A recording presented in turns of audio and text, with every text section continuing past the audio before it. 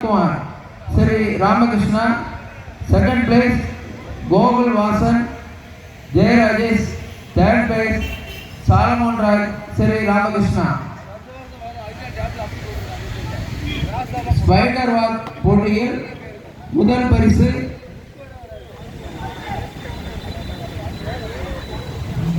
Ishaq Sabari ஜெயராஜேஷ்.